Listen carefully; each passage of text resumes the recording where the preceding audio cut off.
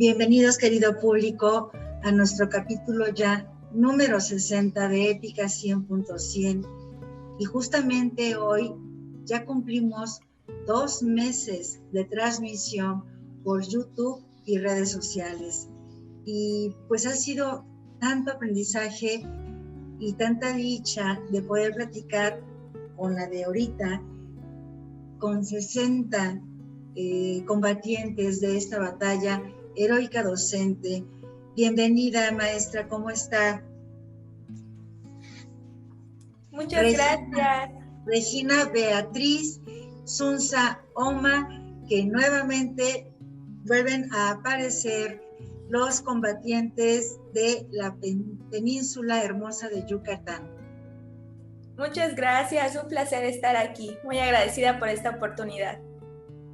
Una gran característica que tienen todos los de Yucatán, además de que sus narrativas son muy creativas, esa sonrisa tan hermosa que tienen todos, bueno, la contagian, maestra. Creo que de eso se trata la vida, ¿no? De ver el lado bueno, el positivo, y pues, qué mejor que regalar una sonrisa siempre. No sabemos quién la puede necesitar también. Y mire, qué hermosa su blusita de conejitos y florecitas. Gracias, es de Stitch de aquí de Yucatán, de los bordados típicos que hacen también. Mire, y eso me dice que da clases en preescolar. Sí, soy maestra de preescolar. Te delata solita. Un poco. ¿Cuánto tiempo tiene de ejercer? 7 años. 7 años. Se ve muy jovencita. ¿Nos puede compartir su edad? 28. Ya, es muy jovencita. ¿Y ya con 7 años de trayectoria? Sí, muy chica me tocó mi plaza a los 21. Y una maestra tan joven y tan preparada porque se encuentra estudiando un doctorado ya, ¿cómo? Bueno, yo creo que fueron menos los retos que afrontó con esta pandemia, con esta contingencia, porque ustedes son nativos digitales prácticamente. Sí, creo que el reto no fue tanto para nosotros como para los papás, y ahí era el reto para los maestros, ¿no? Cómo hacer partícipes a los papás en esta parte del aprendizaje a distancia. Ellos son el medio en este momento, entonces ese fue el verdadero reto para los maestros. Y en preescolar ha sido una tarea muy maratónica, sobre todo dependiendo de los contextos en los que se encuentre la escuela. Claro, pues es que son niñitos de 2, 3, 4 años. Son de 3 a 5 años. De 3 a 5 años. Y pues una labor muy complicada, sí. Y sí se tienen que involucrar los papás. ¿Cómo le enseñas a un niñito de 3 años así nada más solito? Pues sí, es muy complicado. ¿Qué estrategias implementó, maestra? Pues empecé en una escuela, la pandemia me agarró en una escuela y ahora estoy en otra, ¿no? Hubo el movimiento geográfico, pero las estrategias básicamente fue el utilizar el WhatsApp, hacer videollamadas, mandar audios personalizados, apoyar en lo que necesitaran los papás, grabar videos. No me gustaba mucho grabarme, pero grababa videos para explicarles a los papás cómo podían hacer las actividades, o sea, saber que yo estaba ahí y que ellos sintieran que podían confiar en mí en el momento que lo requirieran para poder pues seguir avanzando conforme al aprendizaje de sus hijos. Claro, maestra. ¿Me permite compartir con el público su narrativa y luego seguimos dialogando, que seguramente tiene cosas muy interesantes que compartir?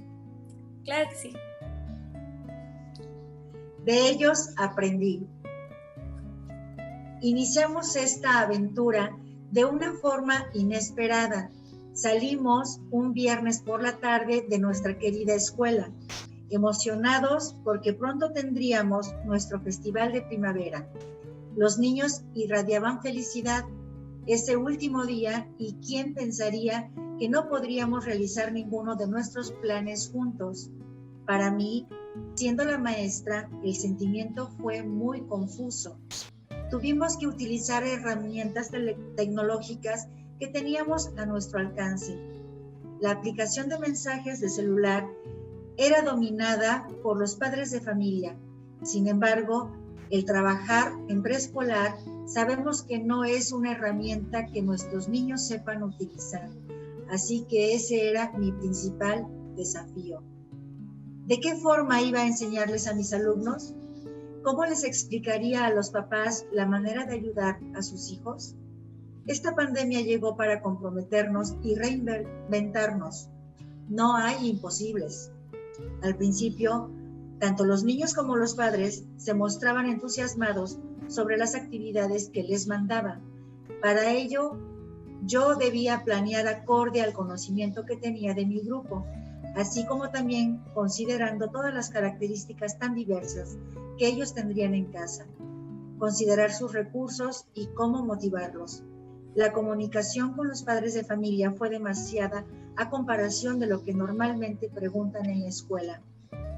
Entendía perfectamente que tuvieran muchas dudas sobre el proceso y cómo ayudar, mas en su mayoría estaban en la mejor disposición, así que, además de maestra, tuve que dar recomendaciones personalizadas, mandar audios explicando las actividades, brindándoles confianza de que estaba bien lo que ya realizaban y que siempre podían confiar en mí para lo que necesitaran.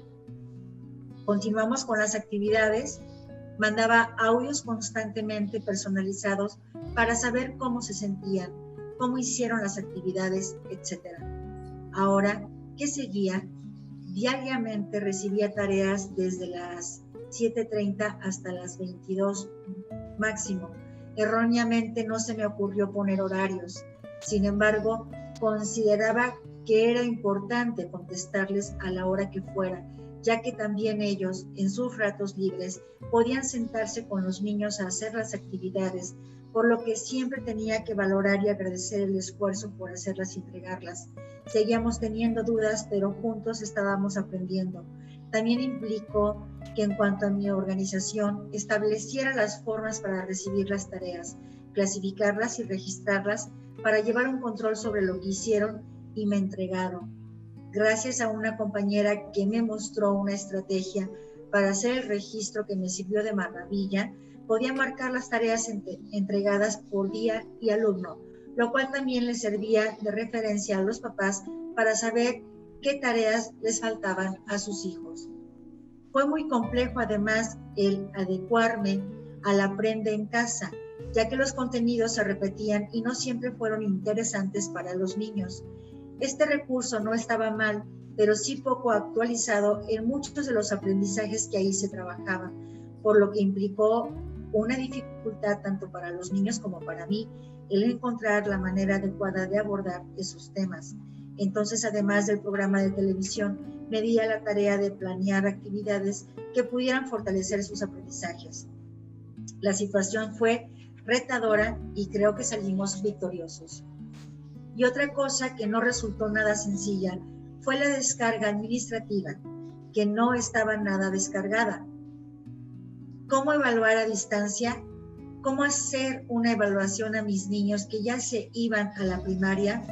¿Cómo hacerla real?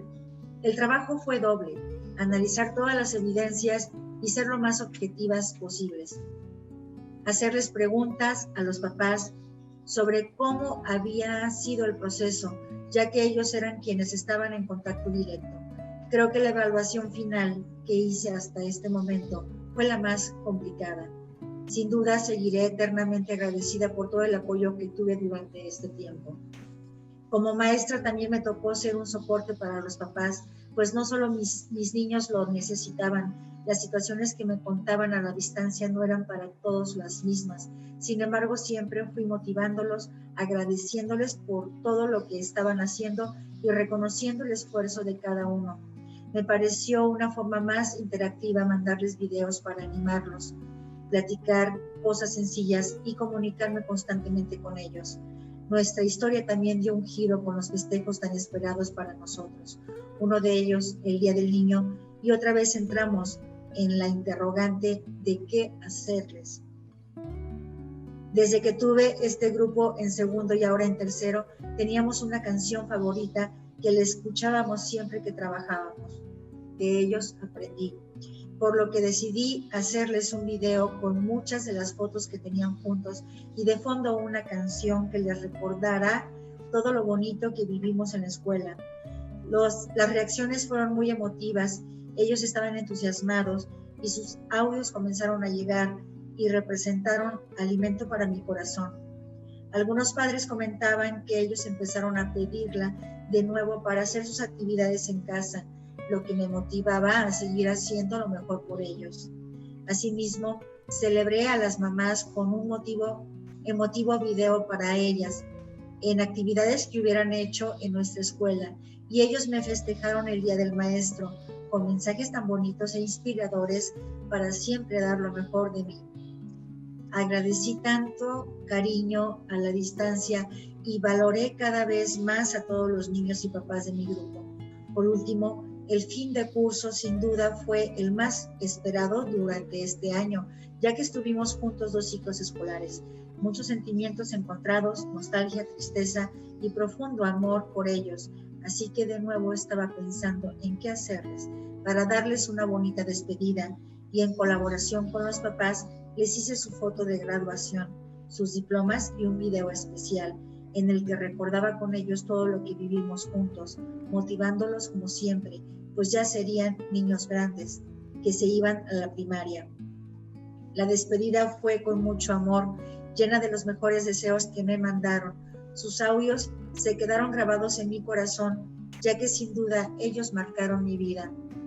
Ha sido un grupo tan significativo por todo lo que aprendí y crecí en esta hermosa profesión. Somos agentes de cambio a donde sea que lleguemos. Y sí, tú puedes hacer la diferencia en la vida de muchos. Y qué mejor que sean tus propios alumnos quienes te recuerdan de esa manera tan bonita como tú te acuerdas de ellos. Esta pandemia nos enseñó que no hay límites para hacer lo que te gusta, que siempre puedes dar lo mejor de ti. Como maestra, sobre todo de preescolar, qué importante es llegar con la camiseta bien puesta para dar lo mejor. Sufrí y disfruté cada momento. La incertidumbre de todo lo que pasaba no hizo que decayera el ánimo para tratar de que mis alumnos aprendan. Si bien es cierto, las historias siempre tienen sus altibajos. La nuestra también los tuvo, pero fue perfecta. Qué difícil ha sido ser maestro en tiempos de pandemia, pero hemos aprendido demasiado, superado nuestros propios límites. Maestra, suspira.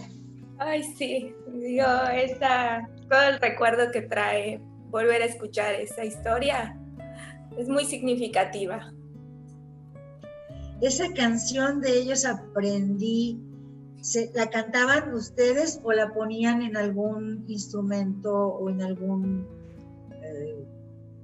tocador de músicas, aparato? Sí, normalmente yo al momento de trabajar con ellos teníamos una playlist. Entonces llevaba mi bocina a la escuela y ellos escogían las canciones y a mí me gustaba que ellos mientras trabajaban escucharan las canciones que ellos quisieran. Entonces yo descubrí esa canción de Ellos Aprendí y es un recuento de las películas de Disney. Junta como que muchas frases de la película, de muchas películas e hicieron esta canción.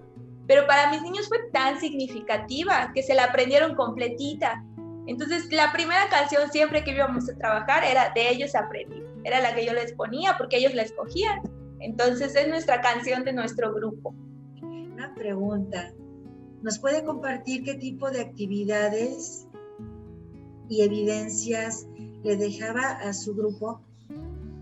Sí, normalmente los papás no contaban con internet en casa, eran muy pocos del grupo, solo 3, entonces los otros 20 era por crédito. Normalmente yo pedía una foto o un audio, muy de vez en cuando un video, porque sé que les consume mucho crédito. Pero en esos pequeños, en los audios o los pequeños videos que ellos podían mandar en ocasiones, se daba cuenta uno de cómo avanzaban los niños. Como ya estábamos acostumbrados a trabajar juntos, porque los tuve desde segundo año y pasé con ellos a tercero, Entonces, de marzo a final del ciclo escolar, pues no era tanto el tiempo, ¿no? Entonces, los papás también ya estaban muy acostumbrados a mi forma de trabajar, ¿no? Entonces, yo les mandaba actividades complementarias, yo les preguntaba si estaban sus posibilidades hacerlas, y la mayoría en el municipio donde yo estaba, es una comisaría de Izamal, ahí todos bordan, Esquimvila, es una comisaría de bordado. Entonces los papás bordan. Perdona la interrupción. ¿Me pronuncia otra vez la población, la comisaría? Esquimvila. Esquimvila. Quimbilá se llama. ¿Quimilar? Quimbilá. Quimilar. También le voy a pedir a la producción que nos pase fotografías, imágenes de esta comunidad. Sí, ahí pues los papás bordan en sus casas. Entonces ellos, al sacar un tiempo libre, se sentaban con los niños a hacer las actividades, o la mayoría de los niños ya sabía cómo era el tipo de actividades que yo enviaba y así podían hacerlas. Normalmente por audios, es que ellos me preguntaban algo, les contestaba, o me mandaban saludos de buenos días, maestra, y yo les contestaba igual por audios. O sea, no tenía forma de cómo verlos, pero sí era el medio por el cual nos comunicábamos. Claro, a este nivel de los primeros años de vida escolar de los chiquitos, ¿qué temáticas aprenden? ¿Ya empiezan como a practicar manuscrito, números? Platíquenos. Normalmente, pues empezamos con la parte socioemocional, con la regulación de sus emociones, con que ellos se expresen, se reconozcan como son, qué les gusta, qué no les gusta, tengan una opinión. Luego, pues todo se mezcla con el lenguaje, ¿no? Entonces empezamos con el lenguaje oral y un acercamiento al lenguaje escrito, que es mediante los cuentos, mediante actividades que hagamos con ellos. Algunos no tenemos necesariamente que enseñar a escribir o a leer, pero es un acercamiento que les damos a ellos. Entonces, dependiendo también de la habilidad o de la maduración que tengan los niños, es que se ve un poquito más en cuanto a contenidos, pero normalmente desarrollamos mucho el lenguaje oral, que expresen sus ideas, que sean coherentes, que puedan debatir opiniones con otros. Es algo sencillo, pero para su edad es algo muy complejo de lograr. En cuanto a matemáticas, pues que ellos sepan contar mínimo del 1 al 10, que reconozcan los números, que puedan resolver problemas sencillos, que reproduzcan modelos con figuras geométricas. En cuanto a exploración, pues que ellos descubran el mundo básicamente, los supuestos, formulen hipótesis, preguntas, experimenten, exploren. Es lo básico normalmente que se ve en preescolar. Con la educación a distancia se perdieron las gracias de los niños a esa edad, porque todo el tiempo son una ternura y también se perdió el contacto y los abrazos y los besitos y los apapachos. Sí, creo que eso era lo más complicado de no haber regresado pronto, ¿no? Porque en preescolar estamos muy acostumbrados a ese afecto, ese lado afectivo que hay entre la maestra y el alumno, y a veces verlos por una pantalla, o a veces ni siquiera tener la posibilidad de verlos porque pues no tienen ellos las condiciones. Sí es complicado. Ahora que estoy en otra escuela y los papás tienen un poco más de acceso, sí te salen los niños con sus chistes en las videollamadas, que ni lo estás preguntando eso, pero ellos son las ocurrencias naturales de un niño, ¿no? Que te hace ver otra vez el sentido de por qué estás haciendo esto y por qué es importante lo que estás haciendo para ellos. ¿Cuánto tiempo entonces se volvió las clases a distancia? ¿Cuántas horas diarias estaba con sus chiquitos? El último trimestre del ciclo escolar, que fue cuando empezó la pandemia, básicamente yo solo mandaba una actividad tempranito a las 8 de la mañana, diciendo si alguien tenía alguna duda, que me lo hicieran saber, y de ahí yo recibía tareas desde las 7:30 de la mañana hasta las 10 de la noche. Era el momento que los papás estuvieran libres, ellos me enviaban las actividades, yo les podía dar retroalimentación por audio, entonces no había como que un horario fijo, perdimos esa parte del horario. pero bueno, era algo importante de hacer, había que reconocer el esfuerzo que estaban haciendo los papás y pues valorar ese tiempo que también estaban dando de más, ¿no? Entonces, y es que también mamá seguramente y quizás también algún papá que pudiera por sus horarios de trabajo dedicarle, o se volvieron maestros en casa o maestros presenciales de sus propios hijos. Sí, los comentarios de los papás me dijeron, maestra, es que ¿cómo puede hacerlo con 25?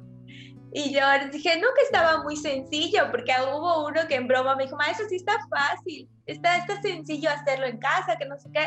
Pero ya cuando empezó a ver la realidad de que no íbamos a volver pronto, el ver que no era sencillo enseñar, no cualquiera tiene esa habilidad también para saber cómo enseñarle a los niños, y más dependiendo del contexto familiar también, ¿no? Si tienen un hijo en preescolar, 2 en primaria o en la secundaria, entonces, o solo tienen un dispositivo móvil, todo se iba complicando un poco más, pero ellos sí tuvieron que adecuar también ese espacio en casa para poder enseñarle a sus hijos. Es que las aulas son unos benditos recintos educativos, porque sabemos que los bebés son hermosos, pero muy demandantes. Y mamá, si tiene que trabajar, pues los 3 primeros años de vida, dedicarle el 100% a sus chiquitos, pues te olvidas de tu persona y es todo para ellos. Entonces la escuela, esas 8 horitas que pasaban en la escuela con su maestra o con su maestro, era una bendición para las mamás, porque eran 8 horas en las que ya podíamos hacer las labores de la casa o atender cuestiones de trabajo, atender al esposo, muchas cosas que podíamos rescatar mientras ustedes nos auxiliaban con los niños, pero no es lo mismo un niño o 2 que, como usted dice, 25 y ajenos, con costumbres diferentes. Es que es maravillosa la labor del docente, pero es muy peculiar a los primeros años de vida, maestra. Sí, es todo un reto, digo, yo siento que naces para ser maestro y te haces con la experiencia, con la práctica, con la disposición, el compromiso que tengas de seguir actualizándote, pero no cualquiera puede tampoco. Y al ser de preescolar, este grupo fue tan significativo porque empezamos en segundo, eran más pequeños, iban a cumplir 4 años apenas. Y cuando salimos de tercero, la mayoría estaba entre los 5, ya cumpliendo 6 años. Entonces los papás ya habían visto también un avance muy significativo en el aprendizaje de sus hijos, entonces para ellos era un poco más sencillo hacerlo en casa, pero las dificultades eran para los que tenían muchos hijos en su casa también.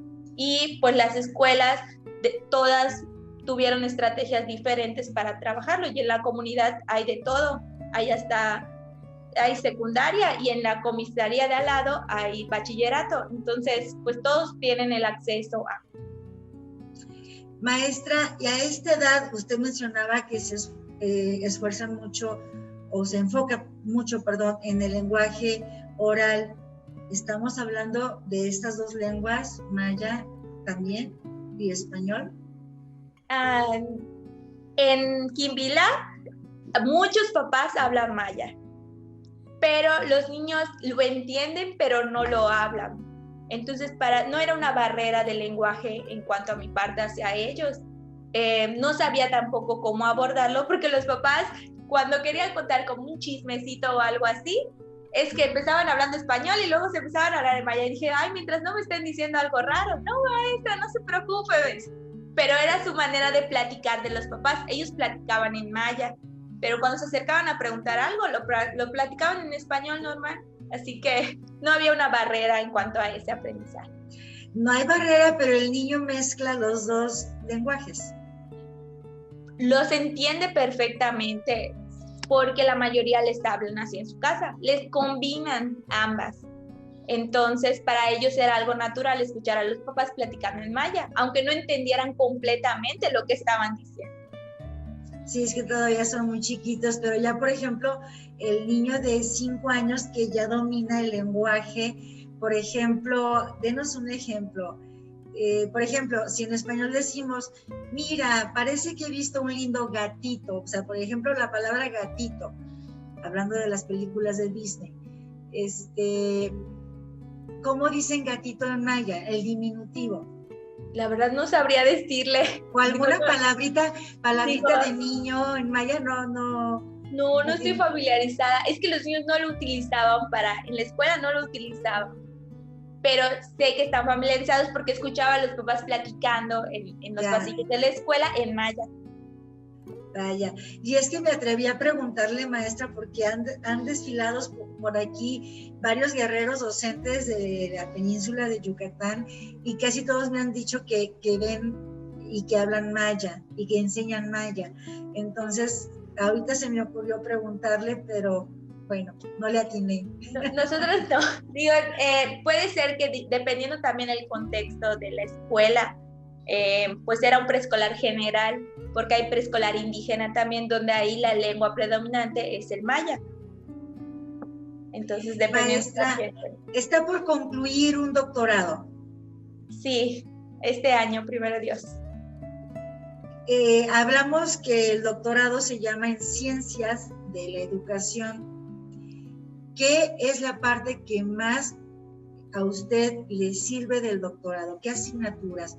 ¿La investigación o las ciencias de la educación? Yo creo que para donde está enfocada mi tesis, me ha servido mucho la parte de la investigación, porque yo estoy haciendo un estudio de caso sobre el manejo de aula inclusiva para los alumnos con TDAH y para dar propuestas a maestros que tienen alumnos en esta situación, y de hecho este grupo fue mi estudio de caso. Por eso es muy significativo, por eso es de ellos aprendí. Entonces para mí la parte de la investigación ha sido muy importante para saber qué hacer y cómo abordarlo en mi aula. Claro. ¿Qué aprendizajes, maestra, le dejó el 2020? Ay, creo que ha sido muchos.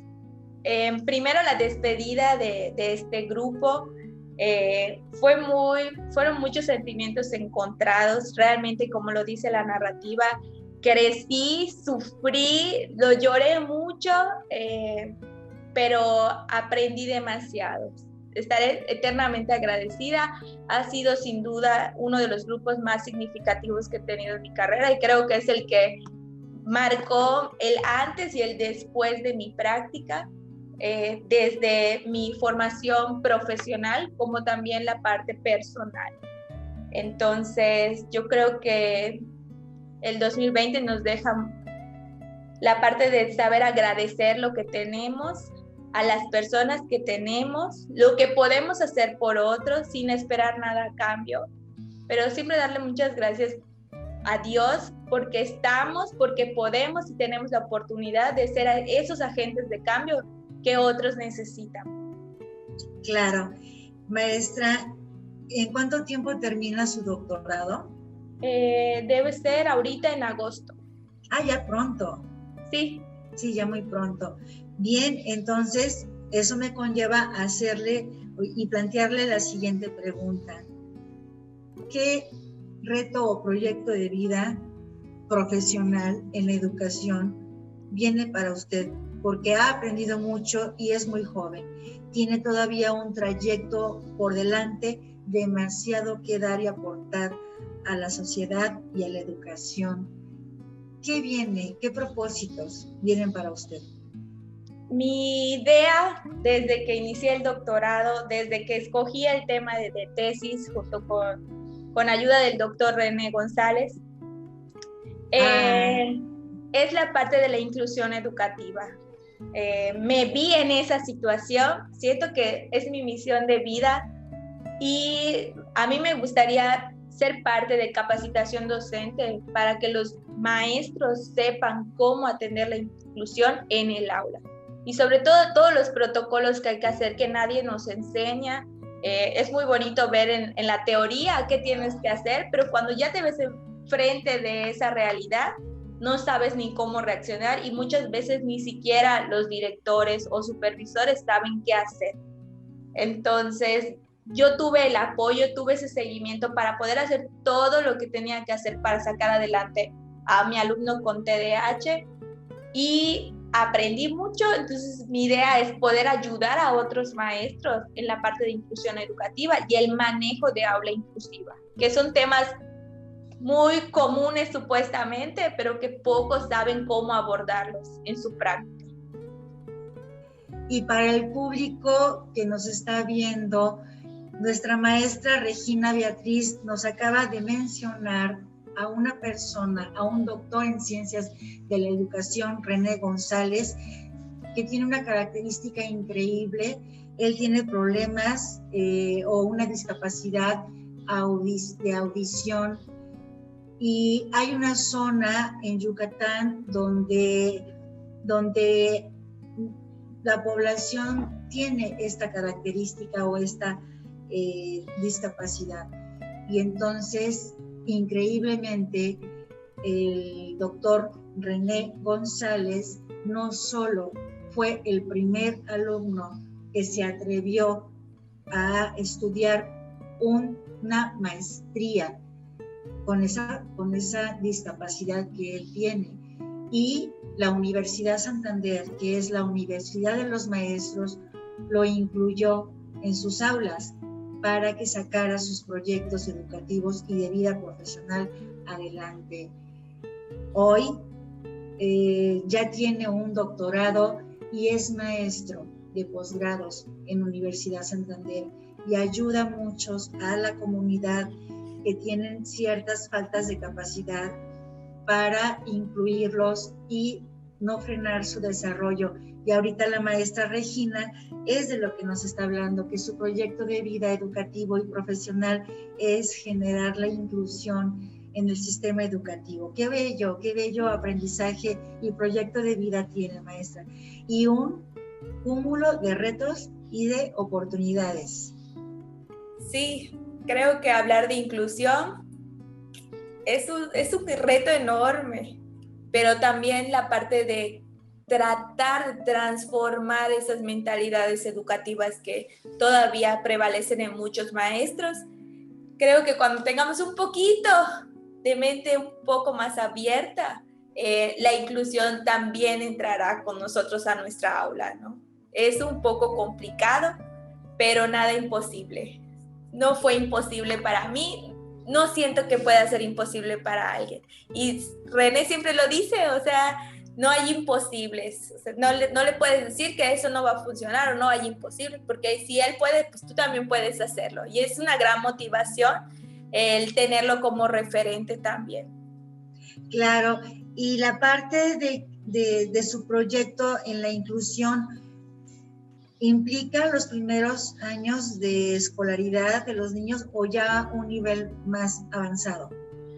Mi idea es empezar en preescolar, porque los primeros años, los primeros 6 años son muy importantes. Lo que el niño aprende o lo que el niño desarrolla en esa edad es lo que va a ir alcanzando o la pauta que va a dar para el resto de su vida. Entonces, si hay niños que tienen necesidades educativas y necesidades educativas especiales que no se atienden en el momento adecuado, son niños que vienen arrastrando eso de por vida y ya cuando son más grandes es mucho más difícil atenderlos. Claro, pues Editorial Unizan tiene muchos proyectos que sacar adelante en conjunto con nuestros guerreros docentes como usted. Ya a lo mejor los que han visto programas anteriores le ha abierto las puertas a los maestros de la editorial Unizan para realizar esos proyectos, porque de verdad nos sorprenden cada vez más. Y yo, bueno, vuelvo a reiterarle a una maestra más que es usted, que tiene las puertas abiertas para desarrollar un proyecto con ese propósito de inclusión que tiene usted, ya sea un libro, sean cursos, y en el formato que usted quiera, porque de verdad Editorial Unizan quiere ir de la mano con nuestros guerreros docentes. Ay, muchas gracias. Qué importante es, ¿no? Tener esas oportunidades también, porque no todos las tienen, y saber aprovecharlas, ¿no? Sobre todo para el beneficio de otras personas. Yo siempre soy de la idea de que lo que nosotros sabemos podemos compartirlo y podemos aprender de todos. Entonces, qué importante es tener estas oportunidades también para mejorar y crecer y apoyar a otros. Claro, maestra, para despedirnos, compártanos un consejito adicional a las mamás y padres de familia que nos están viendo y que tienen niñitos pequeños de preescolar. Pues, ¿qué les puedo decir? Que estén contentos con lo que están haciendo, está bien lo que están haciendo, los maestros les agradecemos enormemente el esfuerzo, la dedicación y el tiempo que están implementando para el aprendizaje de sus hijos. Ellos se los van a agradecer mucho y nosotros más cuando ya estemos en las clases presenciales de nuevo.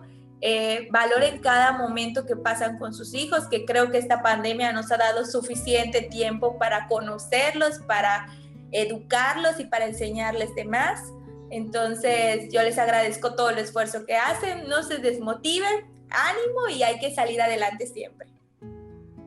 Muchas gracias por habernos concedido este espacio para compartir con muchas familias y muchos alumnos de toda la República y otros países de habla hispana su experiencia y su legado, maestra.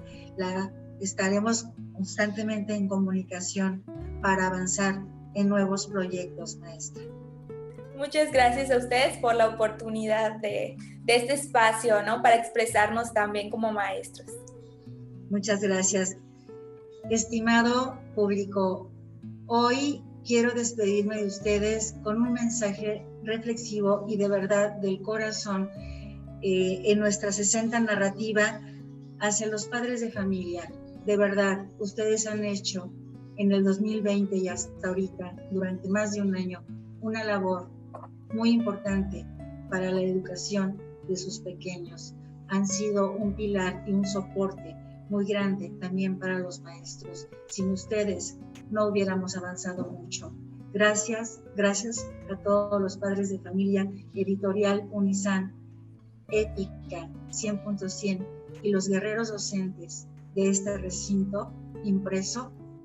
Estamos eternamente agradecidos, los valoramos muchísimo y los incentivamos a que continúen la labor educativa de los seres que son el futuro de nuestra nación. Muchas gracias, descansen, buenas noches.